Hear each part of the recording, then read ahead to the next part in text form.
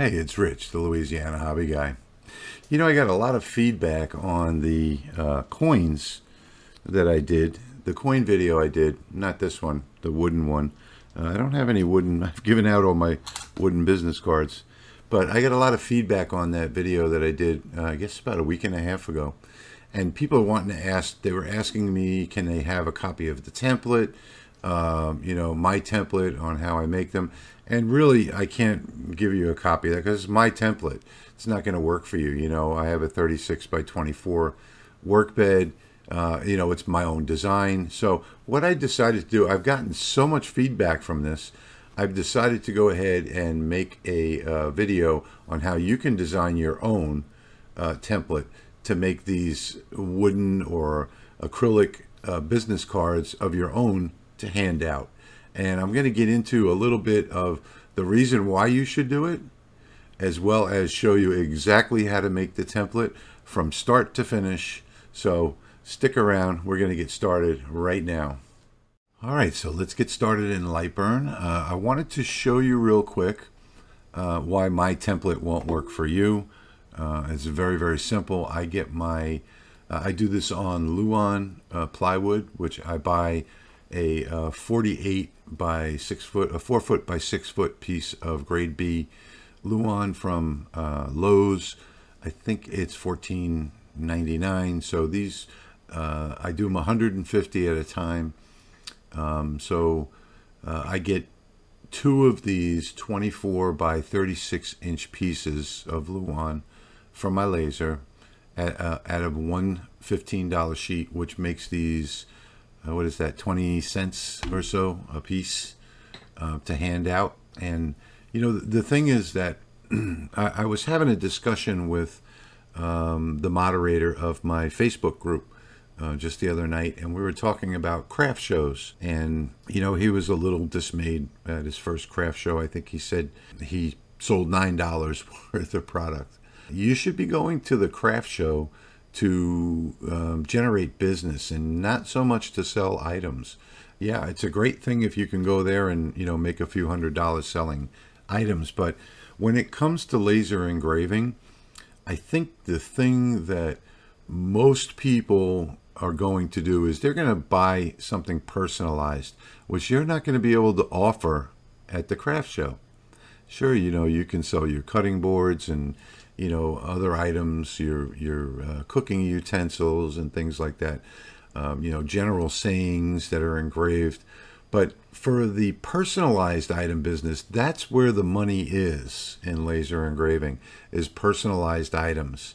And you want, you know, for every 10 people that visit your booth at a craft show, maybe you'll get one or maybe none that'll actually buy something. But all 10 of those people had an interest in coming over and looking in your craft booth. So don't let these people walk away. Spend the 20 cents on a business card, and mine happen to be coins. Spend that 20 cents on a business card and hand it out to them and say, you know, we do personalized items. We can put your name, we can put your slogan, we can put your photograph, you know, whatever it might be on any one of these items. Here's my business card. You know, take it and give me a call or send me an email, whatever information you put on it. And trust me, folks, you know, these people are going to call you. They had the interest enough to come over and talk to you, but they didn't see anything that struck them personally. Well, give them this coin. And the difference between giving them a coin and a business, a lot of people are going to say, hey, I give out business cards. You know, I get business that way. You don't really. You know, I challenge you to go look in the trash cans at these craft shows, and you'll see all of the flyers and business cards that people hand out are in those trash cans, okay? Now, you're giving them an item, you're giving them a craft item that you've made, okay? They're not going to throw that in the garbage. That's going to go straight in the pocket.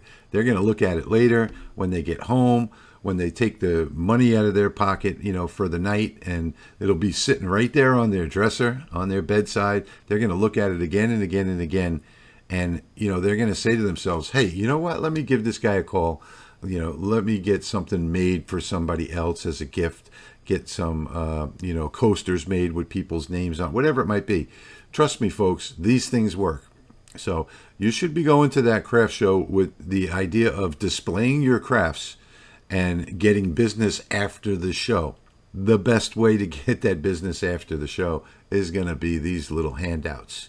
I promise you that if you try this, you're going to love it, and you're going to continue to do this on a regular basis. So now you've probably seen the video where I made the coin from scratch, and my coins are slightly different than the one that I made in that video. I'll show you what the difference is here. Now this is my template, by the way. Up here you see where it says wood, bus card, CO2. Okay, so this is the front side of my business card that I do on the CO2 laser, and I do 150 at a time, like I said. Now, I also have another file in my templates called Wood Bus Card CO2-2, which is the opposite side of this. So, and what I did was I designed this template here, and I saved it. And then I designed the second one over this, and this is all a virtual array, so I'm only designing one piece, one part up here, okay? Everything else follows along with it, with my design as I do this one. Now, I've designed this one piece. I've set up this whole thing. It's perfectly aligned for my laser, and as you can see, let me zoom out. This is my laser bed. It's 24 by 36. What I've done is I've taken this tool path right here, and I've gone up here to the top. This is the advanced toolbar, and I've moved it to the center of the page. And watch it, when I click on this, nothing will happen. Watch. You see that? Because it's already there. It's there permanently. And you can even right click on this, and you can lock this. You can do lock selected shapes. And you see now that's locked. It'll never move again. So I don't need to do that. So I'm just going to undo that because I don't change anything. I just load and burn. So this is my template. And you'll see a lot of people have asked me if they could have my template. And the answer has got to be no, because my template's not going to work on your laser. It's going to have a different size. You're going to have to completely redesign the coin anyway. So that's the purpose of this video. And if you want to see quickly how I do this, it is different than the video that I showed you. I'll zoom in and show you the difference. The original video that I did about a week and a half ago, that one was taking out the entire background in here and just leaving the letters up here and down below, proud. Well, on mine, I kind of like it better this way. I'm not going to change it, even though I like that one, the way it came out. I like having all of this untouched wood here in the center, so it makes it look really nice. And then I like hatching out all of the black over here. So the state of Louisiana and the background of the letters. And I do that on both sides. So the actual wood here looks really super nice. I use a wood sealer on it so that it has a nice shine afterwards. But I just use a tung oil on this for the finishing. So it looks really, really, really nice. But anyway, if you're interested in knowing that. So here's my settings on this. This won't pertain to your laser anyway. I don't even know why I'm covering it, but I do this a little different as well. I run the first pass at 300 millimeters a second, max power of 50 in a crosshatch, and a very low DPI because I want to have the crosshatch very prominent. So I'm capable of running 318 DPI, but I'm just going to leave it at 200 to about 219, 208 seems to be perfect for me, so I'm going to leave it there. I do it in fill-in line in a crosshatch. And then I do a second pass on this, and all I do is change the speed. I lower the speed down here. Oh, if you're doing fill-in line, by the way, you do have to change your line speed too. You can't do your line on these tiny little letters at 300 millimeters a second, so you have to make sure that you lower your line speed and you lower your power. So just to cover that. Then the second pass I do is a cleanup pass, and all I do is take off the crosshatch like that, and I change this to 600 So I double the speed, I cut the power in half, and then this horizontal pass that comes up through here, it's a sweep. It sweeps off all of the dust, and that works very well for me. And then this is my cut setting over here. But again, these settings don't matter to you. And this is a preview, if you'd like to see, of the actual job itself. And let me make this larger, and I'll show you what the crosshatch looks like. So if we zoom way in here, oh, you know what? I turned it off there. I should know better than to make changes to this. This is my template. But anyway, so let me turn that back on again and show you the crosshatch. So this, I get a nice big crosshatch in this. You see that? It comes out looking really, really nice, very defined. And I love the way these come out. So with all that said, the reason that, I can't share this file with you is because, it's just because it won't work on your laser. So once you've done the first side, the front side, then all you need to do is come up here to File and go to Save As. Instead of Save, you go to Save As, and then I have another file that's exactly the same name with a -2 after it. Okay, that means that it's the second side. And then all I did was come in here and edit this part here, and I put in all of my details like a business card on the back. Once the front is burned, it's very simple. You take an X-Acto knife, and if you're like me and can't find your X-Acto knife to pluck these out with, you don't move anything on the laser. You can use a piece of tape and just press down on it, pull it out, flip it over. I don't put the little cuts in here, where you can put your fingernail in, just because it takes too much time. So I prefer to use the X-Acto. This is 15 by 10, so 150 altogether. Only takes about 10 minutes to come through and flip all of these over. And then, then I just run the other side, and it's good to go. So now, with all that said, let me start a new. Let me say no to the save. Start a new file, and I think what I'm going to do is I'm going to switch over to a different laser size. So it doesn't really matter what it is. So I will pick the. Let's see. I will pick the ortur LaserMaster 2. And yeah, I know about that because I moved hard drives. Not a big deal. Okay, so now if we come up here, you'll see that we now have a 400 by 400 bed. It doesn't matter what your bed is, makes no difference whatsoever. So the first thing that I'm going to do is grab a rectangle over here, and I'm going to just swipe it on the board right there. I'm going to come up here and unlock this, and I'm going to set this to, I'm going to set it to 390 by 390. And I just do that because I don't want any frame slop, so I don't want to use the entire work grid here, because sometimes you'll run into frame slop and that'll halt the job. So I'm not going to do that. So now I'm going to come to the selector tool, and I'll just come up here and put it directly in the center of the page by clicking that crosshair right there. So now we've got that in the center of the page. I'll put that on a toolpath. And that's our toolpath, and that's our frame where we need to work. Then I'm going to come over here. I'm going to grab the circle tool. I'm going to hold down Shift so that I can draw a perfect circle. Just drag one out real quick, select it, and I'm going to come up here and switch this to inches, because I know that my my business cards are 2 inches by 2 inches. So I'll put in the number 2 and hit Enter. I'm going to put that on the black layer. Let me come over here to cuts and layers and just put this into line. And if you're wondering why that filled just now when I had it in fill mode, you may not see that. It's because in the window settings, you probably have yours set to wireframe. So you'd have to do a preview in order to see what it looks like.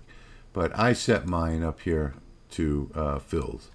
And that way I can see the preview on the screen. And then I just work in line mode. So now we're going to take this one, and we're just going to put it anywhere. We'll put it right here, anywhere within this boundary line. This is the boundary line that we're going to be working with, okay? and that's our tool path. Now with this first coin selected, I'm going to come over here to create create an array like that. I'm going to leave the virtual array on, because that way when I make changes here, it'll span the entire workspace. And I'm going to find out how many columns I can put on here. Now, it's important to make sure that you leave, you know, at least 5 millimeters or so between these, because you don't want any of the wood to shift when you pull the coin out. So that looks like a pretty good distance right there. So I'm just going to move it all the way up and see what I can fit. And I can't fit that one there, you know, and feel comfortable about it. So I'm just going to do 6. All right. And then what I can do too, being that we have plenty of space here, to make sure that there's plenty of space between them, I can just increase the space a little bit, like so. And that'll make me feel a little more comfortable. Now, for the rows, we're going to come over to this box now, Y rows, to go down. And I have mine set to reverse direction. Now, if you don't have this set to reverse direction, the rows are going to go up. Okay? With it being set to reverse direction, my rows will go down. So I will go 2, and that looks good, 3, 4, 5, 6. So I can do 7 rows. That's pretty good. That's a pretty decent number. All right, so I've got 6 columns and 7 rows. So I'll just say OK to that. And you can see that this is taking shape exactly like the one that I had for my template. Except you doing this will be your template now. The design is completely up to you. So you do whatever it is that you'd like to do. I'm going to sort of mimic my design a little bit. So I'm going to offset over here on the left. I'm going to offset this. I'm going to offset this by, let's move it up to something like that, to sort of mimic, you know, like what I did. And maybe we'll do 2, 0, like that. So this is the offset distance. On this, we have to offset this inward, because if we offset it outward, it will interfere with the other coins. So we're going to offset this one inward, and we're going to do a 0.2, just like that. And we're going to say OK. Now, I want you to notice that all of a sudden, everything here on the workspace has been offset. So it copied everything that we did to this. Oops, I should have done that. Copied everything that we did to this one file right here. So let's come back into this. And now the second thing that I got a lot of questions on was the text. So now we'll take some text from over here. We'll click up here somewhere. That's too big. So we're going to come up here to the height. And we're just going to bring that height down to about where we need it. And click in here again. And I think I'll do my business, something like that. You're going to put whatever it is that you want. So we're going to select that my business. And what we want to do is we want to center it horizontally with one of these circles here. So with this one selected, because priority of the order here of selection matters. So we want this item here, selecting it, to be centered on this item here, okay? And if we do it in that order, then this outer circle will not move, okay? So here we go. We're going to come up here and we're going to align them on their vertical centers. So now we know that this text is aligned perfectly with the circle. Now let's click on the text again. And now from here we can size it if we like, if we want to make it a little bit bigger or a little bit smaller. We don't want to do that because we've already got this set up. What we want to do now is bend it. So now here's the little bend signal right here, this little blue dot. You see that right there? That's how we bend the text. Now if you may have a different origin on your machine, your blue dot may be over on this side, you know, so depending on your origin, if your origin is bottom left, it'll be over here, or left side, it doesn't matter, bottom or top. If it's left side, it'll be over here. If your origin is on the right side of the machine, like my CO2, it would be over here, Okay, so we're just going to click on that blue dot and bend it to about where we think it should be. Now it's already centered, so I'm not going to move it with my mouse. I'll move it with my arrow key instead. Okay, my up and down arrow. If I press Control, it'll move very slowly, and that's about where I think I want it. Maybe I could make it a little more curved. And the way to do this is to look at the distance between here and here and here and here on the outside letter, and that's how you'll know they'll all be centered. All right, so now we've got that done, and what we're going to do next is some text on the bottom. We're just going to pretend like we did it because we really don't need to do this for this demonstration. I just wanted to show you how to make this virtual array. So I'll just take any graphic here and bring it out onto the workbed, and it doesn't matter what the graphic is. The graphic is most likely going to be your logo. Okay, now you can see that we're close by these handles. See where the handle is sitting on the circle? We're close to being centered there, and you can move it until it snaps into the center, and you'll know that it's exactly centered because you see the handle? It's halfway through the line all the way around. So we already know that one's perfectly centered. But if it weren't centered, or if you had a hard time centering it, all you would have to do is grab this one over here. The graphic selected first, this line selected center, and then we can come up here and we can hit the bullseye. Now, of course, nothing happened when I hit it because it was already centered. Now, at this point, what we're going to do is mimic this graphic. So we'll come back over on graphics. It will not array with it. So I think we said, what did we say that we had? 1, 2, 3, 4, 6 by 7, I think it was. So we're just going to type in here 6, and we're going to type over here 7, and that's all we need to do. Okay, so now we've got our 6 by 7 set up, and why this one didn't transfer over, I don't know, but we're going to do the same thing, and I found that that does that sometimes. It doesn't transfer everything over, but if it doesn't, all you have to do is the 6 by 7 again, you know, the original columns that you set up, and now they're all mirrored. Usually I must have a setting off somewhere. Whatever you do here transfers over to the others. So now that's all we have to do is set our layers now. So what we're going to do is grab this outside one here, and we're going to offset the outside layer. So on the outside layer, we're going to offset it outward, and we're going to bring that all the way down so that it will fit, you know, on all the other ones. And I think that's pretty much about like I had my original coin set right there, and maybe just a little bit more. We'll bring it down to like 5, and that should be okay for all of them. Yes. So the only thing we have to check and make sure is that they don't overlap, see, when it applies to everything else. So now with that outer line selected, we can put that onto our cut path, and we can have everything else in here on our engrave path. And that's basically it, folks. So that's the whole thing in a nutshell. Now I've got this whole thing set up. It's ready to go. Okay. And all I have to do is set my speed, my power in my layers here, and it's good. Now if you want to learn how to do the crosshatch, I'll put a link down below. I'll put one up top, and you know, link you to the other video to show you how to do the relief and the crosshatch and all that. That's not what this video is about today. This video is about just setting up the template for your company. Okay, so now for part 2 of this, we've run this job. Okay, so now we've gone over to the laser, we've run this job, and we're ready to do the other side.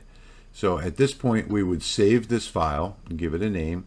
So let's just do save, and we're already in Lightburn templates over here, and so we're just going to call this one.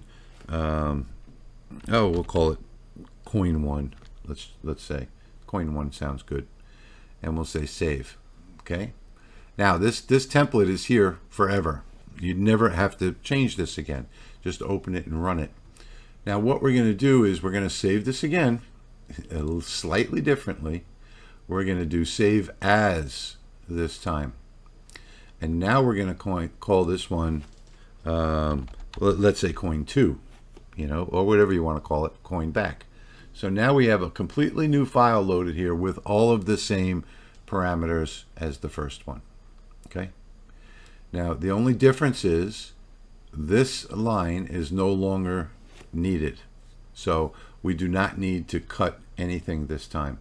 So what we can do, you can either come over here to the layers and delete the cut and say yes.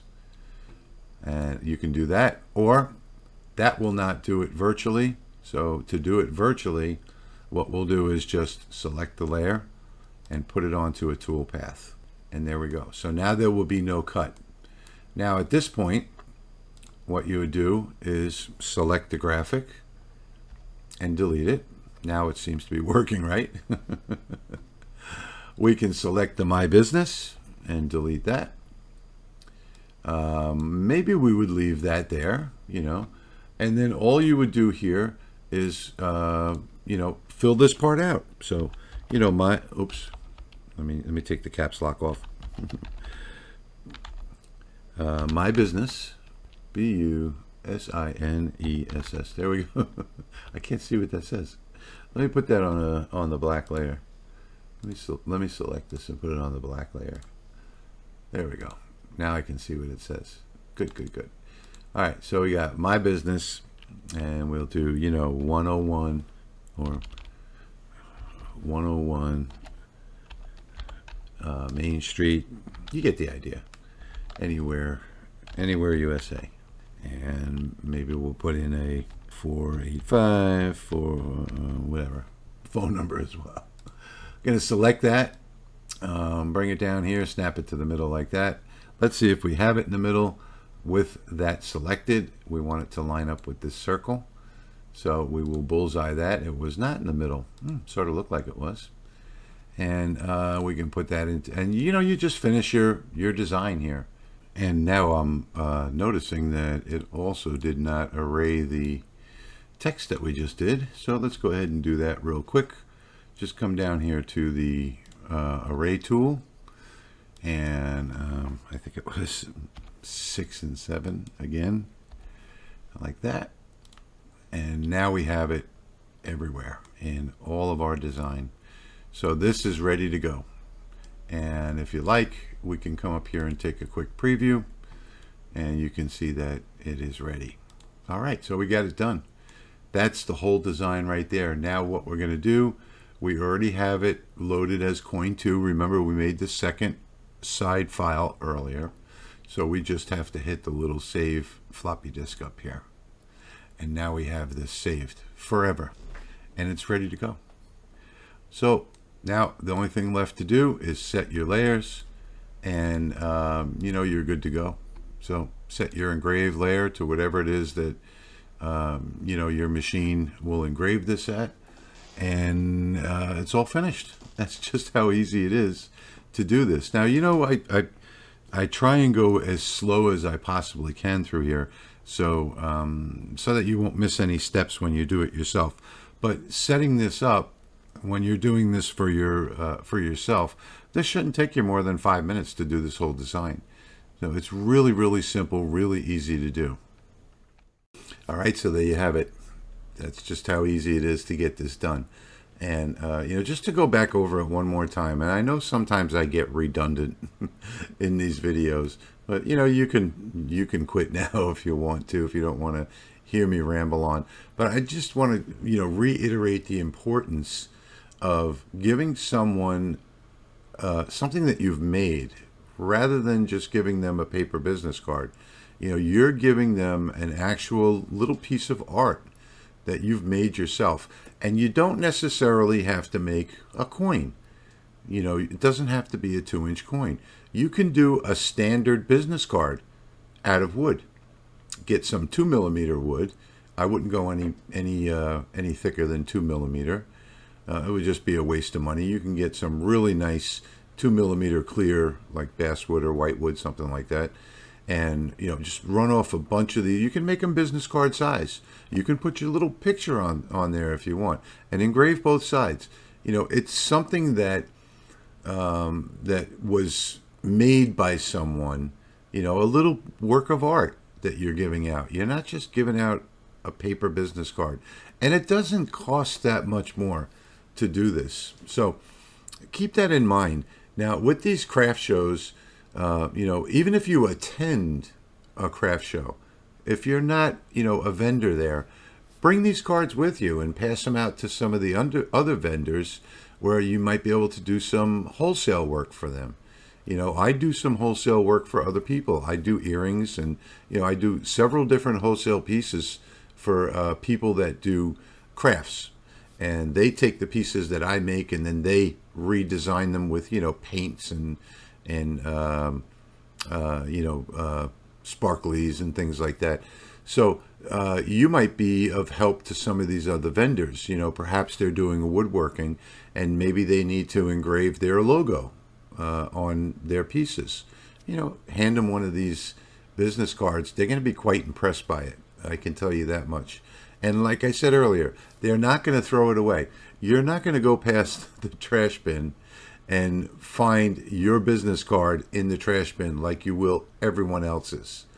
You know, go to any craft show, like I said, look in that trash bin and you're going to see all the paper business cards and all the flyers are going to be in there. And you don't want that to happen to yours. And with these business cards, with these homemade business cards that you're going to make, it's not going to happen. People are going to pocket them. I particularly like the coins because people are so used to pocketing coins. So that's why I go with the coin shape. The rectangular business card might not be as easy to pocket, so that's why I stick to the circular coin. And, you know, people love these coins. There's coins for all kinds of occasions now. So, yeah, I mean, get involved in this one. Make your own coins. I'm sorry I can't give everyone their own individualized template, but, you know, sharing a template with you is redundant because you're going to have to completely break it down and make it into your own anyway. So it makes no difference whatsoever. And like I said earlier in the video, I'll put, if you haven't seen my other video on making these coins, I'll put a link down below where you can, and there's also going to be a card right up here where you can just click on that and you can go watch the other video and see exactly how to make the coin whatever way you want, you know, working with the layers and so forth. But this video was focused specifically on just setting up your template so that you can burn your coins. And once you've done it, you know, the video may have taken a little while to get through, but you know, it really only takes a few minutes to make the template. And once you get the hang of making a template like this, any other project you'll have in the future, you won't need a video. You know, you've already done it. You can come back, you can redo it again from memory, and you can knock out this template in, I can knock out this template in under 5 minutes, I can tell you that, both of them, both sides. So, you know, I go extra slow because I want everybody to see everything step by step. So that's the reason I go extra slow. But you don't have to. So anyway, I hope this answers the questions that everybody's been asking me. You know, can I get a copy of your template? Can you show us how to make a template? Man, I've just gotten so many inquiries. I'm getting messages in Messenger and emails and text messages and everything else. So I hope this answers that question today. And I hope you enjoyed the video as much as I enjoyed making it for you. So as always, I thank you for watching, and I'll see you in the next one.